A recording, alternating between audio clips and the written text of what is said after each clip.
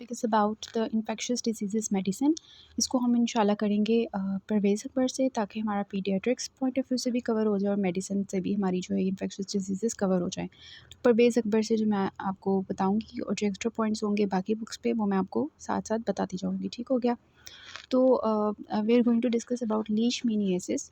तो लीशमैनियासिस का सबसे पहले हमें ये पता होना चाहिए, जैसे कि यहाँ पर लिखा हुआ है कि it is an infectious disease caused by parasites. और पैरासाइट्स जो होते हैं वो कहाँ से, कौन सी जीनस से बिलोंग कर रहे होते हैं? लीशमैनिया से। और फिर किससे ट्रांसमिट होते हैं? जो फीमेल सैंड फ्लाई होती है, फ्लेबोटमस फीमेल सैंड फ्लाई होती है, उससे जो है ना ये पैरासाइट ट्रांसमिट होता है। मतलब ये कि एक हमारा वेक्टर है that is a sand fly, उस सैंड फ्लाई के अंदर होता है ये पैरासाइट। कौन सा? लीशमैनिया जीनस से। तो ये एक्चुअली जो है क्या कॉज करवाता है? लीशमैनियासिस। तो इन्फेक्शन जो होगा उसका नाम क्या होगा?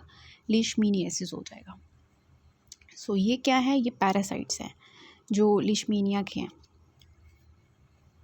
और ये क्या है? ये वो सैंड फ्लाई है जो कि ये लीशमैनिया पैरासाइट को ट्रांसमिट कर रही होती है। लाइफ साइकिल डिस्कस करने की ज़रूरत नहीं है, लेकिन आपको इसमें नज़र आ रहा है कि ह्यूमंस के अंदर जो है ये इन्फेक्शन कॉज कर रही है। और ये देखें, ये सैंड फ्लाई है और जी ये हमारे मैक्रोफेजेस हैं। मैक्रोफेजेस के अंदर ये जो आपको नज़र आ रहे हैं ना, ये सारे पैरासाइट्स के कह सकते हैं अंडे शंडे, इनको हम कहते हैं एमास्टिगोट्स। ये जानना क्यों ज़रूरी है? क्योंकि जब हम इसकी इन्वेस्टिगेशन करेंगे तो इन्वेस्टिगेशन में जो हम स्पेसिमेन ले रहे होंगे वहाँ पर हमें एमास्टिगोट्स जो हैं वो नज़र आएंगे।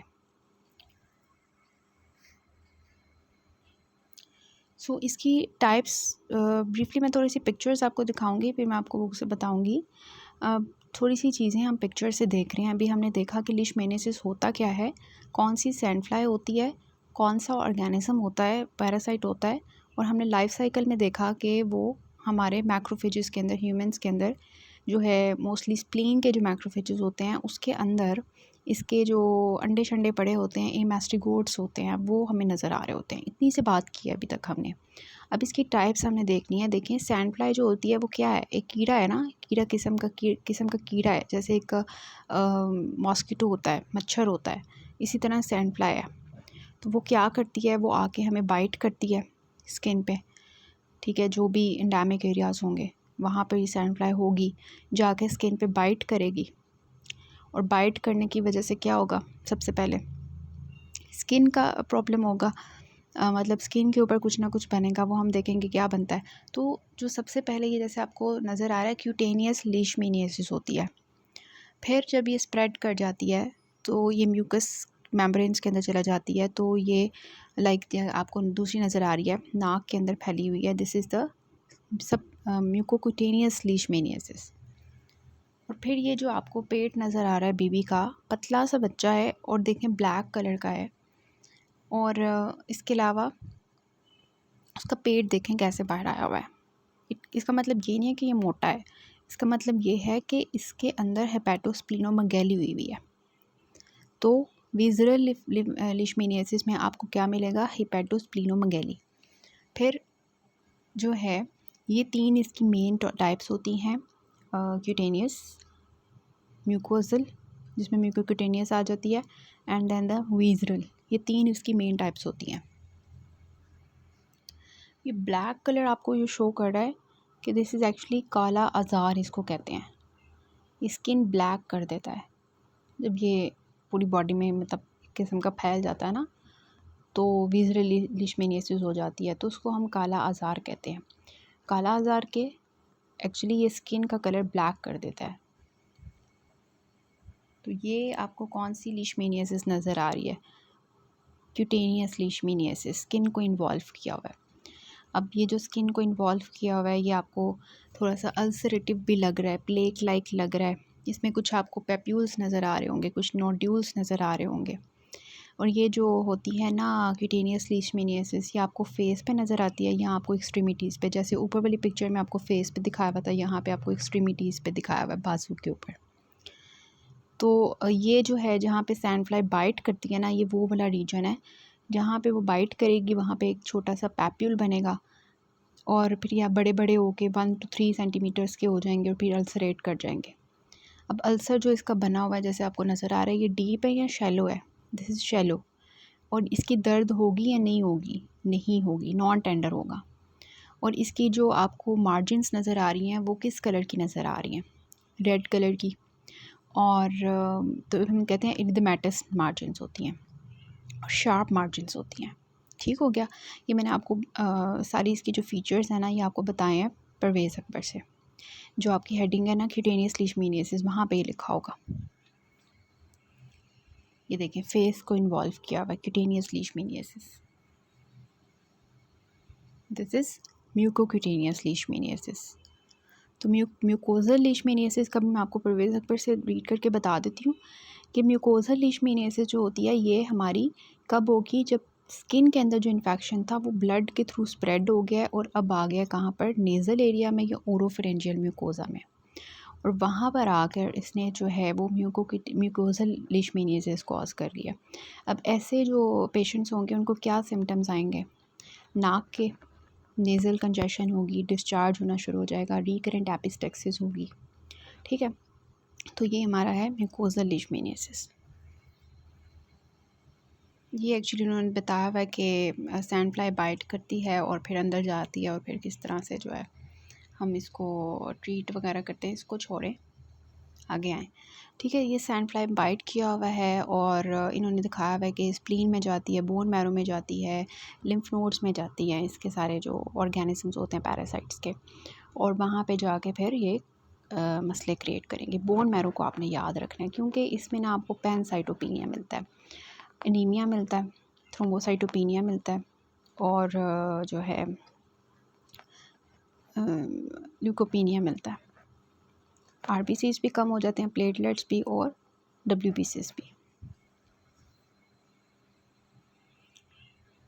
तो जी हमने अभी तक जो लीशमैनियासिस का पढ़ा है वो आपको समझ आ गई कि इसकी टाइप्स देखी हैं। क्यूटेनियस में कॉस्मेटिक डिसफिगरमेंट हो जाती है कि फेस बुरा बुरा सा लगता है या इस तरह से। ठीक है, और ये जो विज़रल होती है ये आपको liver, spleen, bone marrow, lymph nodes में जब जाती है तो उसको विज़रल लीशमैनियासिस कहते हैं। और अब हम साइंस एंड सिम्टम्स की बात करते हैं तो देखें, सिम्टम्स एंड साइंस आपको एक परवेज़ अकबर में टेबल बना हुआ मिलेगा, उसमें उन्होंने सिम्टम्स का पहले बताया हुआ है। तो फ़ीवर जो होता है ना, फ़ीवर ये इसमें होता है। फ़ीवर जो होता है ना उसका ये काम होता है कि इसके साथ राइगर्स एंड चिल्स। सबसे पहले पेशेंट को बुखार होता है राइगर्स चिल्स के साथ तकरीबन, और फिर क्या होता है कि थोड़ी देर बाद ना उसका बुखार उतर जाता है, ये फेब्राइल हो जाता है और वीक्स टू मंथ्स में ना, और फिर ए फेब्राइल हो के ना फिर बुखार हो जाता है। ए फेब्राइल हुआ फिर बुखार हो गया, लेकिन जो इसका नेक्स्ट टाइम बुखार होता है ना उसकी इंटेंसिटी कम होती है। फिर सिम्टम्स में क्या है कि एब्डोमिनल डिस्टेंशन हो जाती है और फिर इसके अलावा anorexia, sweating, pallor, weight loss, malaise, cough, vomiting, chills, ये सारी चीज़ें। साइंस में क्या होता है? अब ये तो सिम्टम्स थे ना, साइंस में क्या होता है? साइंस में जो सबसे मेजर मसला होता है ना वो होता है स्प्लीनोमेगैली, हेपेटोमेगैली, हेपेटोस्प्लीनोमेगैली। ठीक हो गया, हम नोट करते हैं। पेशेंट तो कह रहे होते हैं एब्डोमिनल डिस्टेंशन हो गई है, हम देखेंगे तो हेपेटोस्प्लीनोमेगैली होगी। इसके अलावा हमें एडिमा मिल सकता है। एडिमा क्यों मिलता है? मोस्टली आपको पीडियल एडिमा मिलता है इन पेशेंट्स में, या असाइटिस मिलती है, या एनासार्का मिलता है, जनरलाइज्ड एडिमा मिलता है। ठीक है, वो क्यों होता है? क्योंकि इन पेशेंट्स के अंदर हाइपोएल्ब्यूमिनीमिया हो जाता है, मतलब इनके अंदर एल्ब्यूमिन का लेवल कम हो जाएगा क्योंकि लिवर ख़राब हो गया, उसकी वजह से एडिमा हो जाएगा। इसी तरह लिवर ख़राब हुआ तो जॉन्डिस भी हो सकता है। इसके साथ साथ आपको लिम्फेडिनोपैथी भी मिलती है क्योंकि मैंने आपको बताया लिम्फ नोड्स को भी इन्वॉल्व करता है। तो इसके अलावा प्लेटलेट्स की कमी की वजह से क्या होगा? पेटेकिया पर्पुरा एकामोसिस। समझ आ रही है ना साइंस एंड सिम्टम्स की? मोस्टली आपने साइंस सिम्टम्स में फ़ीवर याद रखना है और एब्डोमिनल डिस्टेंशन, और जो साइंस हैं उनमें आपने हेपेटोस्प्लीनोमेगैली, एडिमा, लिम्फेडिनोपैथी और जॉन्डिस। ठीक हो गया, प्लेटलेट्स की कमी की वजह से जो होता है। तो ये हमारा हो गया। अब लीशमैनियासिस की ट्रांसमिशन आपको पता है सैंड फ्लाई से होती है, लेकिन कुछ लोग कहते हैं कि ब्लड ट्रांसफ्यूजन्स के भी से भी ये फैल सकता है, और कुछ लोग कहते हैं कि इम्यूनो सप्रेशन जिन लोगों में हुई होती है उनके अंदर भी इसके अटैक जो है वो ज़्यादा है। ठीक हो गया, सैंड फ्लाई के अंदर जो पैरासाइट होते हैं उसके अगेंस्ट नहीं लड़ सकते हमारी बॉडी। अब ये जो है चिल्ड्रंस में, इन्फेंट्स में ज़्यादा कॉमन है, इस वजह से पीड्स पॉइंट ऑफ व्यू से लीशमैनियासिस इंपॉर्टेंट है। लेकिन मेडिसिन पॉइंट ऑफ व्यू से, मतलब क्योंकि ये चिल्ड्रन एंड एडल्ट्स में ज़्यादा कॉमन होती है, चिल्ड्रन एंड इन्फेंट्स में ज़्यादा कॉमन होती है। बड़े बच्चों में, मतलब एडल्ट्स में ये तब होती है जब वो HIV इम्यूनो कॉम्प्रोमाइज्ड होंगे। इस वजह से लीशमैनियासिस हमारी बच्चों की डिज़ीज़ है, मोस्टली आपको बच्चे मिलते हैं। ठीक हो गया, तो क्लिनिकल फ़ीचर्स की समझ आ रही है आपको। और इसके अलावा विज़ुअल लीशमैनियासिस का मैंने आपको बताना था कि विज़ुअल क्यूटेनियस का तो हमने डिस्कस कर लिया, म्यूकोक्यूटेनियस भी कर लिया, देन विज़ुअल आता है। विज़ुअल का मैंने आपको बताना है कि इसको हम काला हज़ार कहते हैं, क्योंकि अब जो है ऑर्गेनिज़म जो है उसने ब्लैक पूरी बॉडी कर देनी है। तो इसमें जो है फिर कम्प्लीटली जो है वो एसिम्प्टोमेटिक भी हो सकता है, ज़रूरी नहीं है, और खुद बहुत भी ठीक हो सकता है 2 से 8 महीने में। अब जब विज़ुअल लीशमैनियासिस होता है ना, उसमें हेपेटोस्प्लीनोमेगैली मिलती है हमें, और हाई फीवर मिलता है, और स्फीयर किचेक्सिया हो जाता है, मतलब पेशेंट्स जो हैं बहुत वीक हो जाते हैं। और ये जो सिम्टम्स, ये जो फाइंडिंग्स होती हैं, ये मतलब अगर किसी को क्यूटेनियस लीशमैनियासिस था ना, तो अगर उसको क्यूटेनियस की वजह से विज़ुअल, मतलब उसकी बॉडी में ऑर्गन्स तक फैलते फैलते तकरीबन 6 महीने लग जाते हैं, 1 से 6 महीने लग जाते हैं। तो विज़ुअल जो है ना वो बाद में होता है। तो इसके अलावा जो है विज़ुअल में हेपेटोस्प्लीनोमेगैली के अलावा पैनसाइटोमेनिया आपको मिलता है, जॉन्डिस, एडिमा, एसाइटिस मिलती है। अगर पेशेंट को बहुत ज़्यादा हद तक एनीमिया हो जाए ना, तो उसकी वजह से पेशेंट का हार्ट फेलियर हो सकता है। अगर पेशेंट को प्लेटलेट्स बहुत हद तक कम हो जाए तो ब्लीडिंग एपिसोड्स होते हैं। ब्लीडिंग उनको GIT में, नोज़ में, रेटिना में मिलती है। इसके अलावा हर्पिस, इसके अलावा जो है जब ये मैं बता रही हूँ कि जब उनके अंदर प्लेटलेट्स की कमी होगी तो ये प्रॉब्लम्स आएंगे ब्लीडिंग के। अगर उनके पास आती है मसला कि उनके अंदर जो है ना न्यूट्रोफिल्स, WBCs कम हो गए हैं, तो उनके अंदर इन्फेक्शंस के चांसेस होंगे। कौन से इन्फेक्शंस हैं? TB, pneumonia, amoebic bacillary dysentery है, गैस्ट्रोएंटराइटिस है, हर्पिस ज़ोस्टर, चिकन पॉक्स, इस तरह के इन्फेक्शंस होंगे। इसके अलावा उनके अंदर स्किन के जो बॉयल्स, सेलुलाइटिस, स्केबीज़ वगैरह के इन्फेक्शंस जो हैं वो कॉमन हो जाते हैं। ठीक है, secondary bacterial infections due to lack of WBCs। तो समझ आ गई क्यूटेनियस, म्यूकोक्यूटेनियस और विज़ुअल लीशमैनियासिस की। फिर हम डायग्नोसिस करते हैं इसका। डायग्नोसिस में मैंने आपको बताया कि इसमें हमें पैनसाइटोपेनिया मिलता है, एनीमिया, थ्रोम्बोसाइटोपेनिया, ल्यूकोपेनिया, इसको हम कहते हैं पैनसाइटोपेनिया। ठीक है, और ग्रैनुलोसाइटोपेनिया, ग्रैनुलोसाइट्स कम हो जाते हैं, और लिवर के एंजाइम्स एलिवेट हो जाते हैं, ट्रांसएमिनेसिस लेवल राइज हो जाएंगे, और ये जो IgG और IgM इम्यूनोग्लोबुलिन्स है ना, इनका लेवल बॉडी में बढ़ जाता है, उसके अगेंस्ट वो फाइट कर रहे होते हैं। तो ट्रांसएमिनेसिस कम है, ट्रांसएमिनेसिस एलिवेटेड है, और क्योंकि लिवर ख़राब हो गया, हाइपरग्लोबिनीमिया है, और पैनसाइटोपेनिया, ये 3 चीज़ें आपने याद रखनी है। फिर हाइपोएल्ब्यूमिनिमिया भी आपको, मतलब एल्ब्यूमिन का लेवल कम मिलेगा, वो मैंने आपको बताया था। ठीक है, क्योंकि लिवर ख़राब हो गया, उसने एल्ब्यूमिन बनाना बंद कर दिया। मतलब पहले हाइपरग्लोबिनीमिया होता है, बाद में हाइपोएल्ब्यूमिनिमिया में हो जाता है।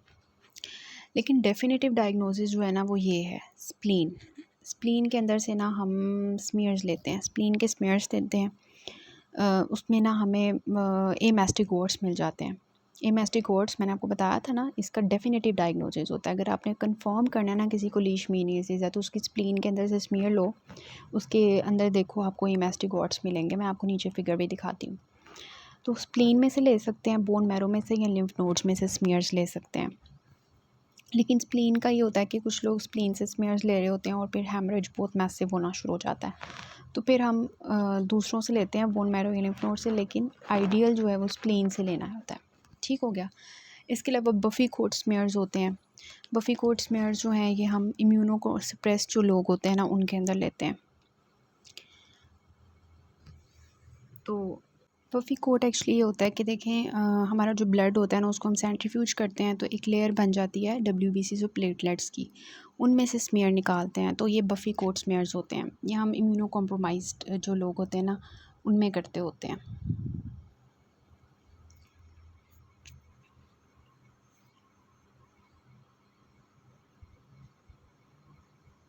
तो ये डायग्नोसिस की समझ आ रही है ना, हमने कहाँ तक कर लिया है अभी तक। फिर हम क्या कर सकते हैं कि जो एस्पायरेट कर सकते हैं मटेरियल को, उसको कल्चर करेंगे कि कौन सा ऑर्गेनिज्म बैठा हुआ है उसमें। PCR कर सकते हैं एंड DNA फॉर डिटेक्शन, ये कर सकते हैं। इसके अलावा एलाइज़ा कर सकते हैं। ये एलाइज़ा PCR ये जनरल चीज़ें हैं, ये हम तकरीबन हर इन्फेक्शन में कर रहे होते हैं।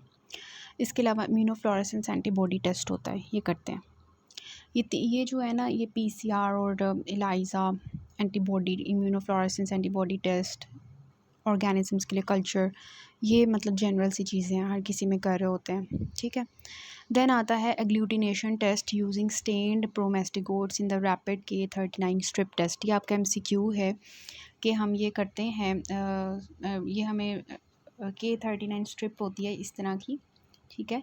ये अगर 2 लाइंस आ जाए ना, जैसे प्रेगनेंसी टेस्ट करते हैं 2 लाइंस आ जाते हैं पॉजिटिव, इसी तरह ये होता है, ये डिटेक्ट करता है K39 टेस्ट, स्ट्रिप टेस्ट होता है।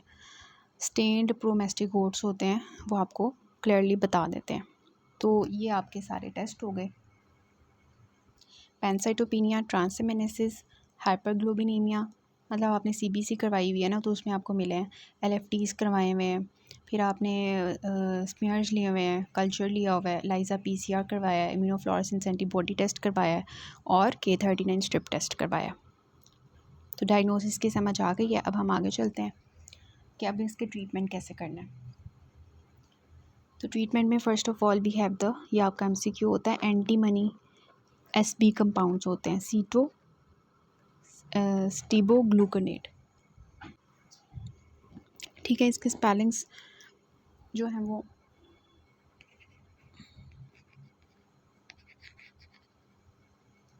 स्टीबोग्लूकोनेट होता है, सोडियम स्टीबोग्लूकोनेट होता है, और मीग्लूमाइन,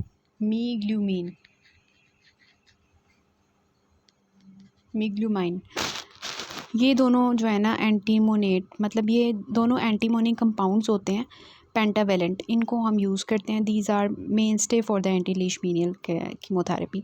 वैसे देखें जो ज़्यादातर लीशमीनियसिस जो क्यूटेनियस होती है वो खुद ब खुद रिजॉल्व कर जाती है। मसला क्या होता है कि अगर कॉस्मेटिक डिसफिगरमेंट काज करी है या 3 से 4 महीने हो गए हैं और हील नहीं कर रहा खुद ब खुद, तो फिर हम ड्रग्स यूज़ करते हैं। जो विज़रल म्यूकस लीशमेनियासिस होता है उसमें तो हमने ज़रूर ड्रग्स देनी होती हैं। क्यूटेनियस का केस बता रहे हैं कि उसमें खुद ब खुद ठीक हो जाता है। तो फिर कौन सी हमने ट्रीटमेंट करनी है म्यूकस और विज़रल में, वो एंटी मनी कंपाउंड्स है, फर्स्ट ऑप्शन है आपके पास आता है। लेकिन पता क्या होता है, ये जो सोडियम, ये जो एंटी मनी कंपाउंड्स होते हैं ना, इनकी ना बहुत ज़्यादा मसले होते हैं, साइड इफ़ेक्ट्स होते हैं। अच्छा, इनकी डोज़ कितनी होती है, इनको ना हमने 28 से 30 दिन का ट्रीटमेंट देना होता है। जो हमारा होता है ना क्यूटेनियस, उसके लिए 20 दिन का होता है, और जो विज़रल होता है ना उसके लिए, या म्यूकोज़ल के लिए, उसके लिए हम 28 दिन का ट्रीटमेंट देते हैं। IV या IM, मतलब इंट्रावेनस या इंट्रामस्कुलर, हम जो है 20 मिलीग्राम्स पर kg पर डे जो है उसकी डोज़ देते हैं, ठीक है। तो ये हमारा हो गया। लेकिन इनके साइड इफ़ेक्ट्स क्या होते हैं कि इसकी वजह से आर्थ्राल्जियाज़, मैल्जियाज़, हेपेटिक लिवर एंजाइम्स एलिवेट हो जाते हैं, MLAs और लाइपेज एलिवेट हो जाता है, पैंक्रियाटाइटिस हो जाता है, और ECG चेंजेस आती हैं, जिसमें T वेव चेंजेस आती हैं, और फिर स्वीयर केस में जो है ST सेगमेंट एलिवेशन आना शुरू हो जाती है, QT एलिवेशन आना शुरू हो जाती है, वेंट्रिकुलर इरिथमिया स्टार्ट हो जाते हैं। तो इस वजह से ये इनके साइड इफ़ेक्ट्स बहुत ज़्यादा हैं। ये जो हमारे कंपाउंड्स हैं ना, एंटी मनी कंपाउंड्स, तो फिर हमारी जो है ये इसकी जगह फिर हम और ड्रग्स यूज़ कर सकते हैं। हमारे पास दूसरे ऑप्शंस भी हैं। तो ये हमारे पास हो गया। जो विज़रल होता है ना, उसके लिए हम जो है यूज़ करते हैं फर्स्ट लाइन में कभी कभार एम्फोटेरिसिन B, जो एंटी फंगल होती है ना ये, और ये तकरीबन इसकी 14 से 20 डोजेज़ हम देते हैं, या तो रोज़ाना देते हैं या अल्टरनेटिव डेज़ पे देते हैं। 0.5 to 1 मिलीग्राम पर kg देते हैं, ठीक है। ये हम तब देते हैं एम्फोटेरिसिन B जब हमारी एंटी मनी कंपाउंड से कोई रिस्पॉन्स नहीं आ रहा। और एम्फोटेरिसिन बी का भी आपको पता है कि बहुत ज़्यादा साइड इफ़ेक्ट्स हैं इसके, नेफ्रोटॉक्सिक है ये जो है वो, प्लेटलेट्स एंड थ्रोम्बोफ्लेबाइटिस करवा सकता है, प्लेटलेट्स के लेवल लो करवा सकता है, पोटेशियम एरिथमियास करवा सकता है। तो फिर हमारे पास एक और ऑप्शन होता है वीज़रल के लिए, that is paromomycin. This is actually aminoglycoside, ये कभी कभार हम वीज़रल के लिए देते हैं पारेंट्रली। इसके अलावा वी हैव द मिल्टीफोसिन। मिल्टीफोसिन जो होता है ये भी हमारा वीज़रल के लिए यूज़ करते हैं 50 to 100 मिलीग्राम्स पर डे। इसके अलावा वी हैव द कीटोकोनाजोल या फ्लूकोनाजोल, ये भी हम जो है वो 4 से 8 हफ्ते के लिए इसका ट्रीटमेंट देते होते हैं, हाई डोजेस पे देते हैं। तो कीटोकोनाजोल और जो हमारा फ्लूकोनाजोल है ये क्यूटेनियस लीशमेनियासिस का है। मल्टीफोसिन एम्फोटेरिसिन भी वीज़रल के लिए है, पेरोमोमाइसिन वीज़रल के लिए है। ठीक हो गया। इसके अलावा मैंने आपको बताया एंटीमनीकोमोन जो आपकी फ़र्स्ट लाइन है, लेकिन साइड इफ़ेक्ट्स हैं, अगर रिस्पॉन्स नहीं आता तो फिर आप जाते हो एम्फोटेरिसिन बी की तरफ। ये हमारा स्मीयर है जिसमें हमें ये ऑर्गेनिजम्स नज़र आते हैं, ये जो हैं एमास्टिगोट्स। ट्रीटमेंट ऑफ विजुअल लीशमेनियासिस में क्या है, एम्फोटेरिसिन बी है, प्रोमोमाइसिन, मल्टीफोसिन, और ये ज़्यादातर इस तरह की डोजेस में हम देते हैं। डीडीज़ इसके क्या हो सकते हैं, हम सस्पेक्ट कर सकते हैं अगर हेपेटोस्प्लीनोमेगाली है, फीवर है तो malaria, typhoid, TB, amoebic liver abscess हो सकती है, इन्फेक्शियस मोनोन्यूक्लियोसिस। अच्छा, तो प्रिवेंशन हमें कैसे कर सकते हैं कि हम जो है वो या तो सैंड फ्लाइज का एक्सपोजर ना करें, अवॉइड करें एक्सपोजर को। इसके अलावा पता है आपको कि इंसेक्ट रिपेलेंट्स यूज़ करें, मॉस्किटो नेट्स यूज़ करें, इंसेक्ट स्प्रेज यूज़ करें, और ये जो डॉग्स होते हैं इनके अंदर भी ना रिजर्वॉयर्स होते हैं इनके, तो इसको हम अवॉइड करें उनकी। और इसके अलावा वैक्सीनेशंस कभी कभार हम करवाते हैं ह्यूमन्स एंड डोमेस्टिक डॉग्स की। So this is all about लीशमेनियासिस।